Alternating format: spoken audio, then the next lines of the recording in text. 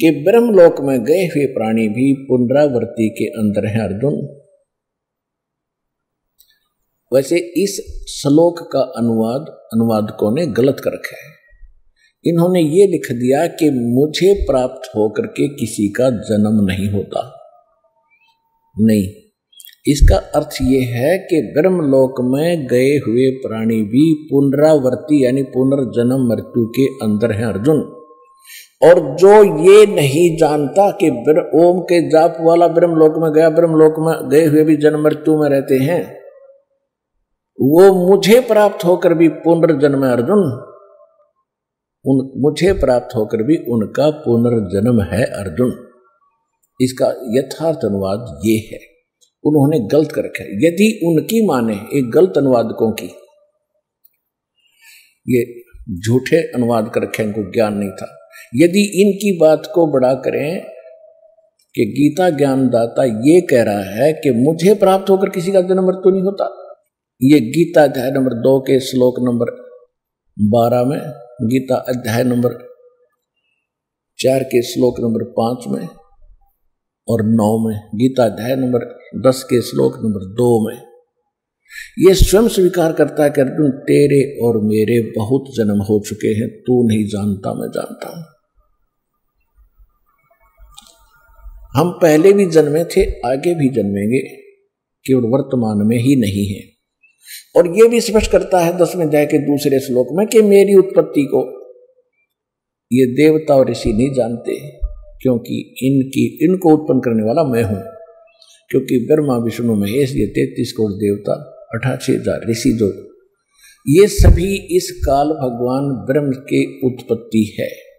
दुर्गा इसकी पत्नी है ब्रह्म की, और ब्रह्मा विष्णु महेश इसके प्रथम 3 पुत्र हैं। प्रथम ब्रह्मा, सेकंड विष्णु और थर्ड शिव। इसके बाद फिर ये उत्पत्ति इनसे हुई है, कुछ दुर्गा के वचन से हुई है। तो इस प्रकार ये काल की सृष्टि प्रारंभ हुई है। आज का जो प्रसंग है ये क्या हो गया सिद्ध के ब्रह्म कहता है कि मैं भी जन्म और मृत्यु के अंदर हूं, मैं भी कंप्लीट स्पिरिचुअल नॉलेज नहीं रखता हूं, संपूर्ण अध्यात्म ज्ञान मुझे नहीं है। चौथे अध्याय के 34वें श्लोक में इसने कह दिया कि उसको तत्वदर्शी संतों के पास जाकर पूछो और वो बताएंगे। तो इससे सिद्ध हो गया कि सत्संग केवल पूर्ण परमात्मा ही करते हैं। उन्होंने आज से 600 वर्ष पहले इस कलयुग में आके सत्संग किया था। परमेश्वर कबीर जी ये पूर्ण परमात्मा है, सच्चिदानंद घन ब्रह्म है। इनको संत भाषा में सत्पुरुष कहते हैं। श्रीमद् भगवत गीता के अंदर इसको परम अक्षर ब्रह्म कहा है। गीता अध्याय नंबर 7 के श्लोक नंबर 29 में गीता ज्ञान दाता कहता है। वैसे तो गीता अध्याय नंबर 7 के अंदर बहुत कंप्लीट ज्ञान है, बहुत अच्छा ज्ञान है। इसमें यह भी स्पष्ट किया है कि जो अर्जुन मैं ज्ञान तुझे देने जा रहा हूं, इसको जानने के बाद फिर कुछ भी जानना शेष नहीं रह जाएगा। इसमें क्या बताया है 7वें अध्याय के 12 से लेकर 15 तक तो ब्रह्मा विष्णु महेश इन देवताओं की भक्ति करने वालों की स्थिति बताई है, उनका क्या होगा। इसमें स्पष्ट किया है कि रजगुण ब्रह्मा, सतगुण विष्णु, तमगुण शिव जी, इन तीनों के द्वारा जो भी हो रहा है उसका निमित्त कारण मैं हूं, मेन कारण। कौन? ब्रह्म। ब्रह्मा जी से क्या होता है? यहां जीवों की उत्पत्ति करते हैं प्राणी, वासना वश होकर के, जीव के बस की बात नहीं।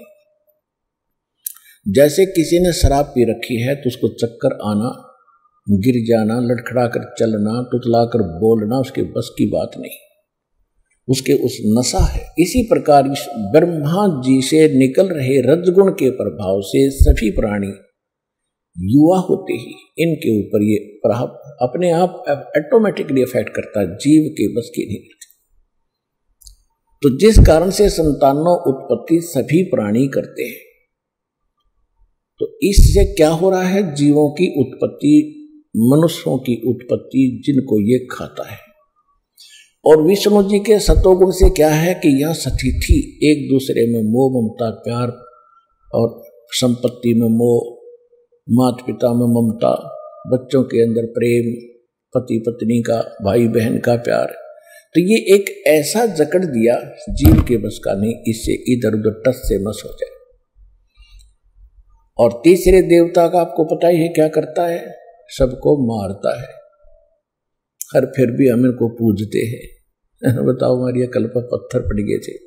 तो क्या कहता है गीता ज्ञानदाता यानी ब्रह्मा विष्णु महेश का पिता के रजगुण ब्रह्मा, सतगुण विष्णु और तमगुण शिव जी के द्वारा जो भी इन तीनों गुणों से जो कुछ हो रहा है उसका मुख्य कारण मैं हूं, परंतु मैं इनमें नहीं और ये मुझ में नहीं, क्योंकि ये इनसे अलग रहता है और इनको बना दिया इन्होंने, एक एक गुण युक्त पैदा कर दिया। ये बहुत बार आपको सृष्टि रचना में बताया है, ये कैसे रजगुण बने, कैसे सतगुण बनाए, कैसे तमोगुण बनाए,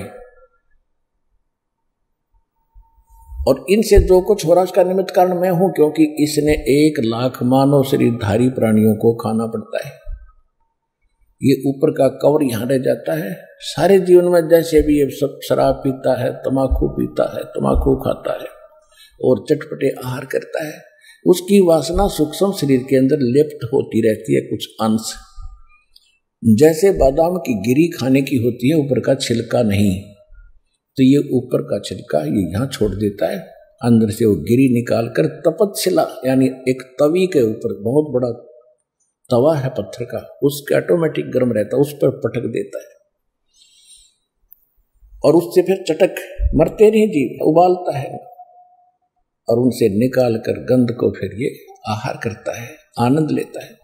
और यहाँ हाहाकार मची होती है, किसी का बेटा मर गया, किसी की बेटी मर गई, किसी का परिवार मर गया। हम ऐसे कसाई के लोक में रह रहे हैं, परमात्मा ने आकर हमें बताया है।